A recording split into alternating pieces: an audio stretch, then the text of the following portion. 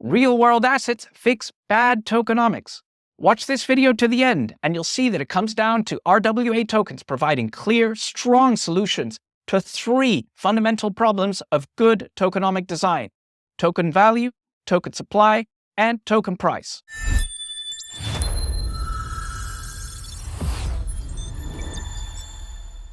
To explain what I mean by this, we're going to cover a range of topics and questions today. So I've created chapters for your convenience. And of course, don't forget, you can speed me up, slow me down to whatever pace works for you.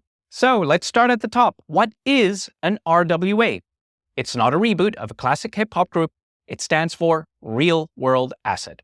Now, you can get defensive about this real-world term, worrying that it's taking a dig at all your other favorite crypto assets. But let's not get distracted with that. For practical purposes, real world just means that we're talking about assets which are pre-established in some significant way.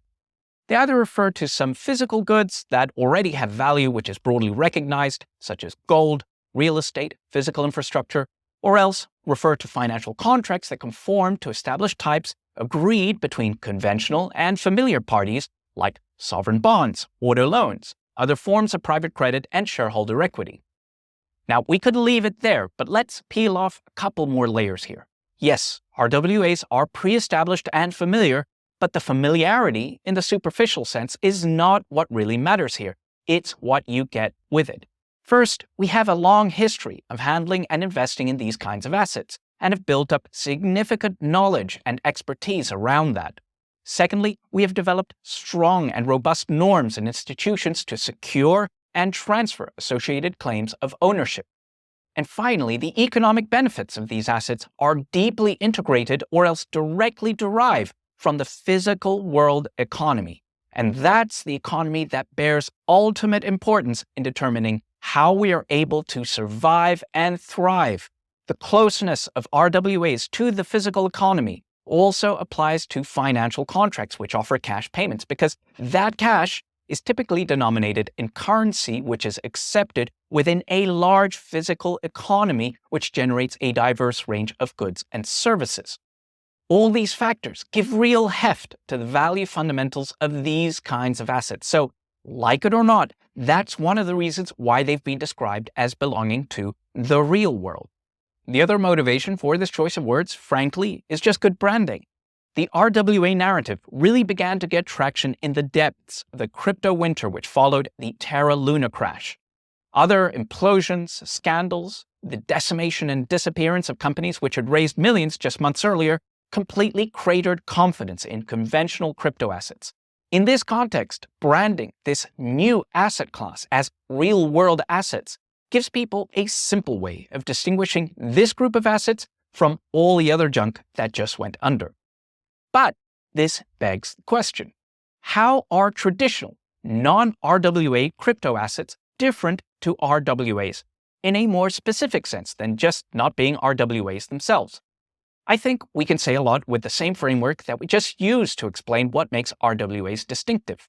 Let's bring those points back on screen, and we can see that the first is commenting on the degree of experience that we've accumulated in handling these assets, and the second is a point about how asset benefits are accessed and transferred. And I would like to frame the third point as a statement about where the underlying value of the asset originates. If we describe these features for typical crypto assets, we'll see they paint a contrasting picture. The first row is relatively trivial. RWAs are old and established, while crypto assets are new. Not much more to say about that here. The next point starts to get more interesting. RWAs rely on existing social norms and the use of legal and economic institutions to secure access and to transfer the benefits of ownership of these assets. Crypto assets, on the other hand, typically attempt to rely as much as possible on blockchain technology to do that, including the use of blockchain-based smart contracts. And then we get to what I think is the most radical point of difference between these two categories: the source of value. The value that underpins RWAs owes either directly to the intrinsic physical properties of these assets or to contractual commitments which easily convert into benefits within the physical economy. Traditional crypto assets are trying to do something radically different here. Instead of tokenizing something which ultimately exists or takes place within the physical world, they're tokenizing events, actions, and properties which take place digitally and natively on blockchain networks. Let's take a look at Bitcoin as the canonical example here. It was invented to be the first decentralized, digitally native asset with rigidly defined rules which govern how its supply increases over time up towards a mathematical maximum of 21 million, and was designed to have no discriminatory limitations on transfers of Bitcoin so long as the users had the key to initiate that transfer for the originating wallet address and all fees due were paid. These rules were secured by a decentralized ledger, which it is astronomically likely no one user will ever have the power to manipulate or control.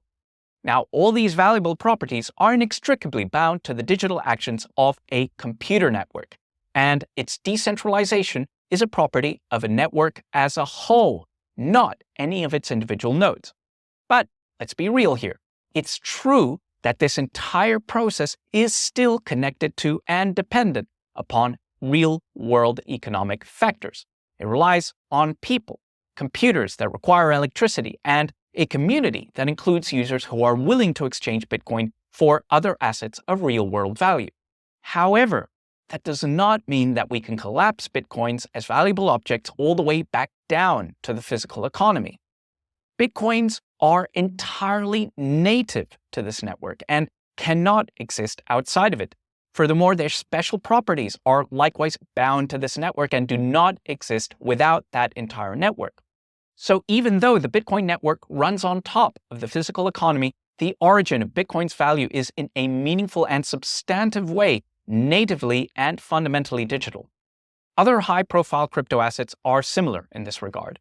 Ethereum's ETH grants you access to Ethereum-secured smart contract compute or a share of the rewards which are used to incentivize its security. Synthetics SNX gives you the ability to earn rewards by providing liquidity to in-demand blockchain synthetic instruments, which give others access to some kind of risk profile without having to own the underlying asset.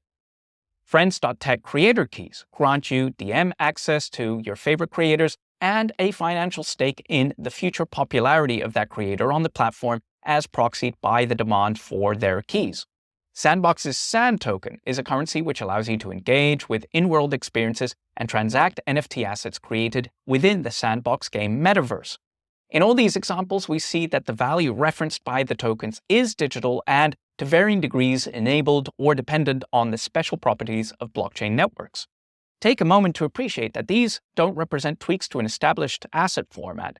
They really represent entirely new value constructs which had never been owned or priced before, and furthermore have properties that are secured by novel implementations of smart contract code.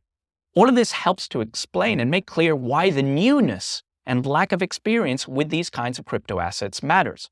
So this summary gives us a really detailed picture of important foundational differences that exist between these two groups of assets. But there's something important that we've left out on the RWA side. Nobody's talking about real-world assets in themselves. If you go to a traditional investment manager and ask them about real-world assets, you'll probably be greeted with a blank stare. This term is only being used in the context of blockchain technology, because what we're really talking about is tokenizing real-world assets.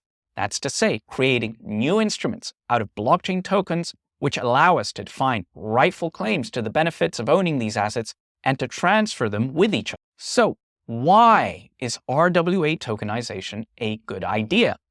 The simple and obvious reason is that we are finally creating blockchain tokens which have reliable, real-world value.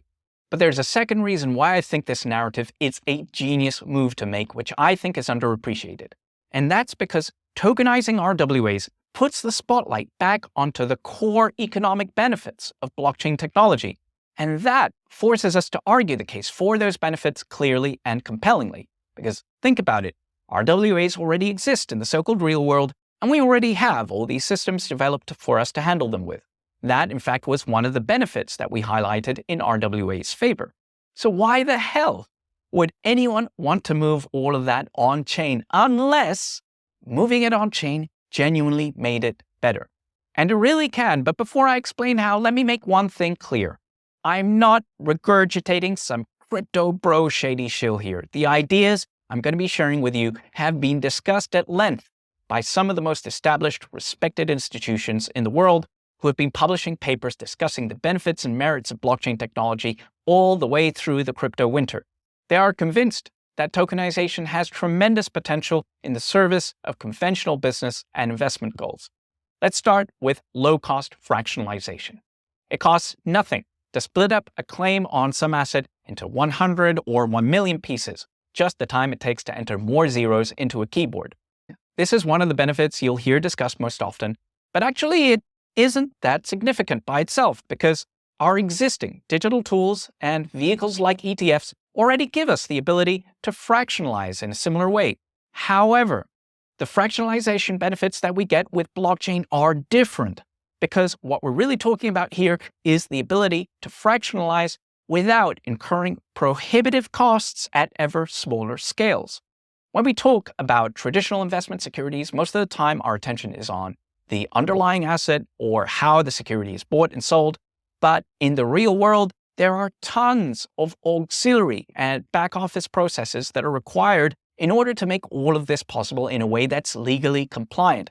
All these extras come with costs that don't become smaller as you chop up traditional securities into ever smaller denominations. And that means that these costs ultimately get in the way of being able to issue securities at smaller scales or sometimes bar the ability to issue market-traded securities altogether. Blockchain technology gives us opportunities to automate compliance and communications, disbursements of value required under the terms of the contract, all in a cost-effective manner, even when the assets are being fractionalized into minuscule divisions of value. We have the opportunity to bundle all these actions securely within a token standard or within smart contract logic. This allows for automated handling of these processes secured by cryptography and distributed consensus. This includes auto KYC and auto AML processes, which will only become ever more cost competitive and efficient as new blockchain-native or blockchain-compatible identity standards are created and rolled out. And once rules and standards applied to one RWA token issuance are set up and audited, thanks to their inherent cryptographic security, they can be reapplied with exactly the same form and rigor just at the click of a button without incurring any additional legal overhead for every new issuance. So that's what we're really talking about here when we highlight the advantages of low-cost fractionalization. The fact that all these associated administrative unit costs of the security issuance are being lowered as well. The next major benefit concerns low-cost transactions. Blockchain's capabilities for direct or disintermediated exchange are expected to translate into lower transaction fees and fewer middlemen taking a cut, which improves the economics for all end users involved. Blockchain technology also supports atomic settlement, the ability to instantly and simultaneously exchange assets for a trade while instantly verifying the validity of the assets exchanged. This effectively removes certain kinds of counterparty risk, the risk that the person on the other side of the trade won't follow through for some reason. And that removes costs associated with managing and mitigating those risks. These trades also come with near-instant settlement. There's no waiting around for 3 or 5 days for the funds to really be in your account, and no business or cost that needs to be paid to secure a credit line to give you access to those funds in that interim period. Again, this lowers risks and costs and increases the velocity and efficiency of capital, which once again increases asset liquidity. And then on top of all that, blockchain offers much better data economics fundamentally. The default build for blockchains provides a lot of visibility and traceability up front. Zero-knowledge technology will reestablish privacy in select key areas while still maintaining near zero marginal cost transparency over others that are vital to efficient asset management, market functioning, real-time auditing, and compliance. And finally, the programmability offered by this technology will certainly enable more flexible and sophisticated instruments and contracts, but again without incurring prohibitive overhead per unit.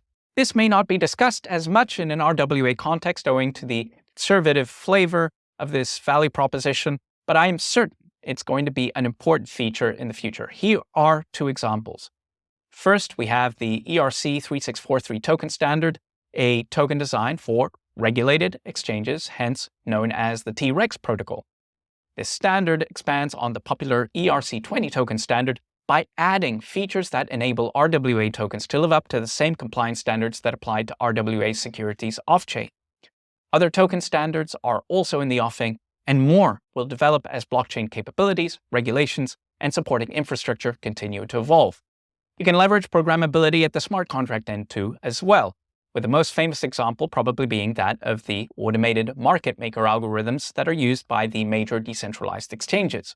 We've already highlighted several benefits that are probably going to improve market liquidity. However, the use of AMMs could offer its own distinct contribution to liquidity enhancement by offering liquidity to holders immediately after listing and supplying effective low-cost liquidity in low-volume markets. However, the compliance-heavy nature of RWAs probably means that the most successful and popular permissionless DEXs probably aren't compatible or suitable for RWAs just yet. We're going to see new compliance-ready equivalents which apply required checks not just to tokens and traders, but to liquidity provider participants as well, and eventually offer provable assurances against front-running and other MEV-style DEX trading exploits.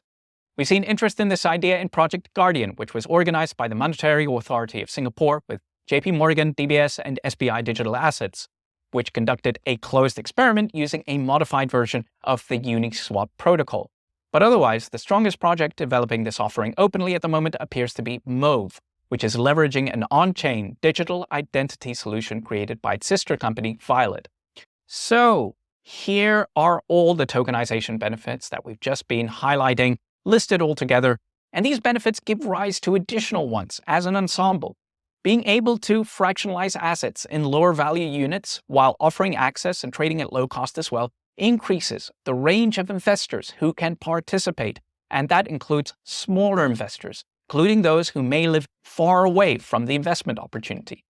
That increased supply of investors, the ease and low-cost transactability, and better data visibility and market functioning increases market liquidity. It makes these tokenized assets easier to buy and sell for a fair price at short notice, something that itself helps attract more capital and liquidity.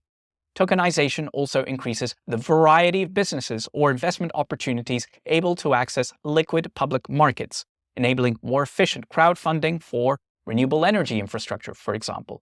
And all this translates into greater capital efficiency for the economy. Costs of capital for businesses are lowered. More businesses get off the ground, creating more products and more market competition to deliver their economic products more efficiently and at lower end prices. Once again, you don't have to take my word for it. All these guys have been writing about these topics during the crypto winter and are exploring ways to apply this technology to enhance their activities and services. Okay, let's take a second to regroup. We've explained why RWAs have strong and attractive value foundations, and we've explained why blockchain technology can help make asset ownership and exchange better. But if we're really nitpicking here, all this doesn't quite explain why we can expect RWA tokens to faithfully reflect and preserve the value of their underlying RWAs. And this is crucial because that's the crux of the proposition here, that we can and we will prefer to use RWA tokens and supporting blockchain infrastructure instead of legacy security formats, processes, and markets. We can't sweep this question under the rug. It absolutely needs to be answered directly because the broader crypto market is full of tokens with volatile and unreliable value, which would absolutely represent a step down for traditional RWA security investors. So how can we trust that RWA tokens will hold their value? Well, this finally brings us to the subject of tokenomics and the title of this video. Remember, I said that the reason why RWA tokens should be able to hold their value more reliably is that they come with preset answers to three of the most fundamental problems of good tokenomic design: token value, token supply, and token price. And now, with all that we've covered, we have a strong foundation to explain what I mean by that. The first item on the list is the most significant. RWA tokens have better value characteristics. RWA tokens tokenize assets which are pre-existing, established, clearly defined, and well understood. And when it comes to good tokenomic design, in my experience, I'd say that's most of the battle. All too often, projects just want to have a token first, but only have a loose and vague idea of what the underlying value of that token is meant to be. In this regard, RWAs give us a really strong advantage over traditional crypto assets because we're not faced with the challenge of having to create or define a new value thing or new value construct altogether. We're just creating a way for an existing value thing to be owned and exchanged. This is what I would call the value referencing or value targeting problem. Being clear about what value your token is actually being created to represent. But then we have the distinct but related issue of value capture. Value capture asks, what are the mechanisms which secure a token holder's claim to the benefits of the chosen value reference or target so that the value of the underlying asset is captured within the token itself and it becomes just as valuable? Here again, RWA tokens have huge advantages. A huge chunk of the value capture problem is solved by leveraging the same tried and tested institutional and legal mechanisms which successfully capture value into the traditional security instruments which are used to own and transact these assets in the off-chain world. All we need to do now is to extend these systems so that they apply to blockchain tokens as well.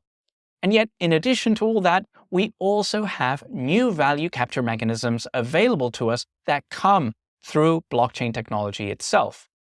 All these features like atomic swaps, cryptographic security, and verification, all these contribute to securing the veracity of RWA tokens and their underlying claim, and the transactions being made with them as well. Capabilities which continue to strengthen with the development of new purpose-built standards and compliance automation. The other way in which the value capture problem becomes more tractable for RWA tokens is that their properties mandate clear and unambiguous policies for token supply, which brings us to the second tokenomic item on our list. RWA tokens have better supply characteristics.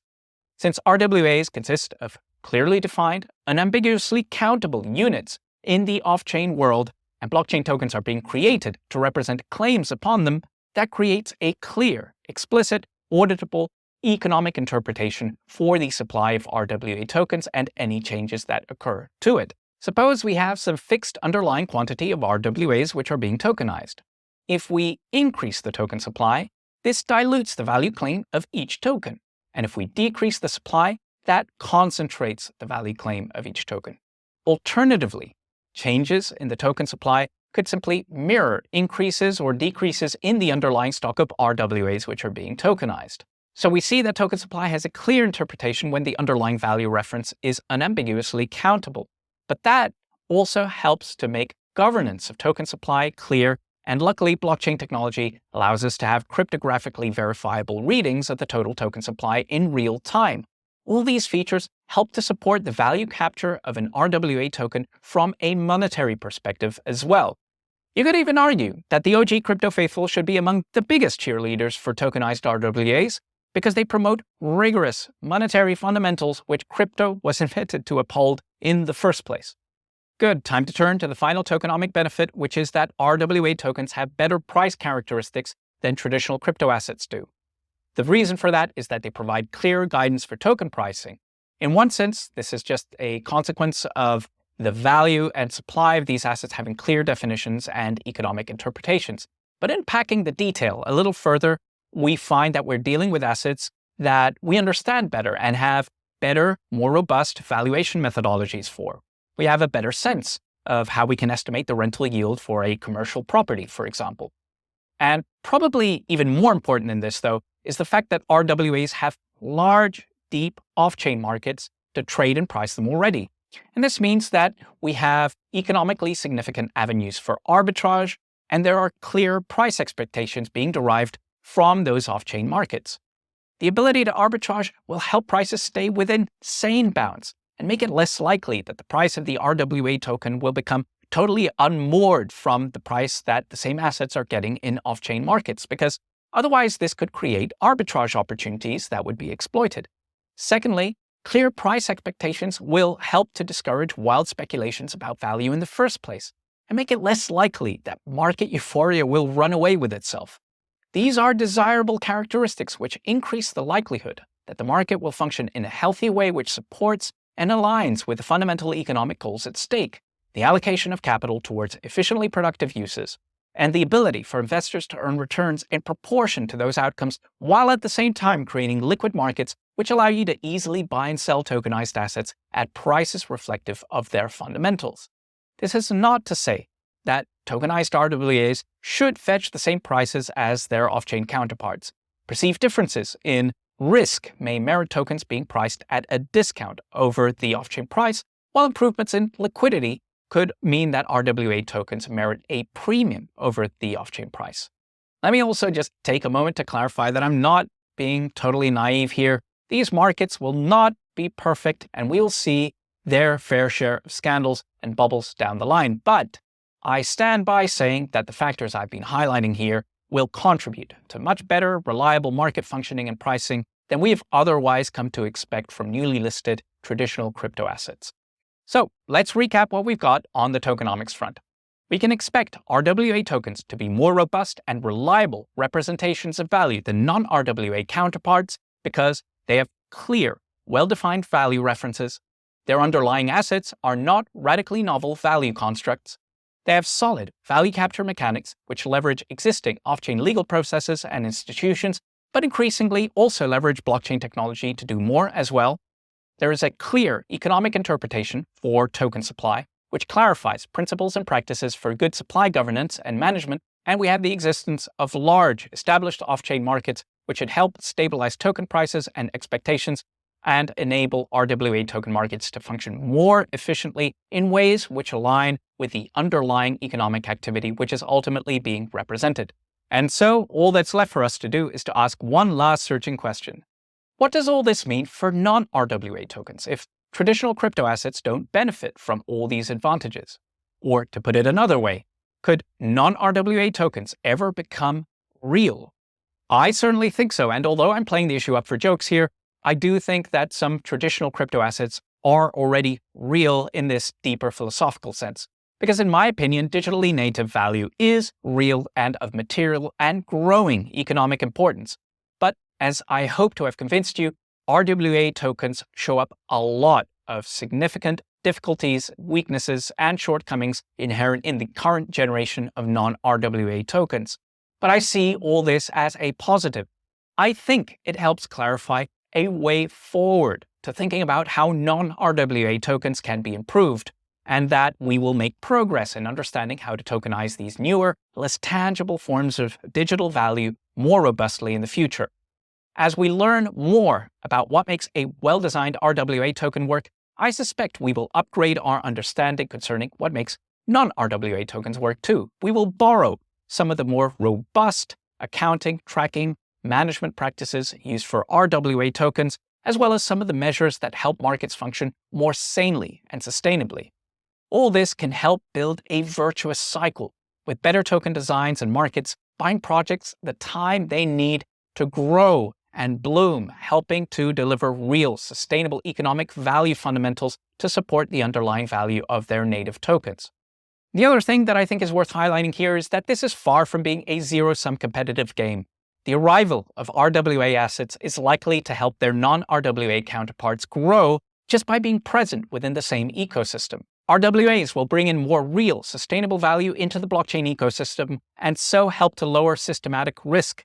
This would be a big change from what we've seen so far, which is an economy which is full of tokens which are ultimately backed by nothing more than token printing, Ponzi logic, and powerfully impressive but ultimately implosive bouts of market mania.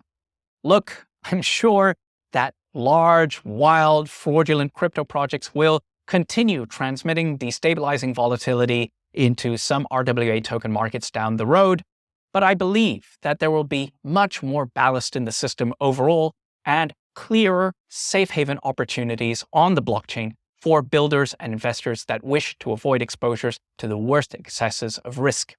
And so that's a wrap. Tell me, do you have any thoughts about this? I would love to hear them in the comment section below. See you next time.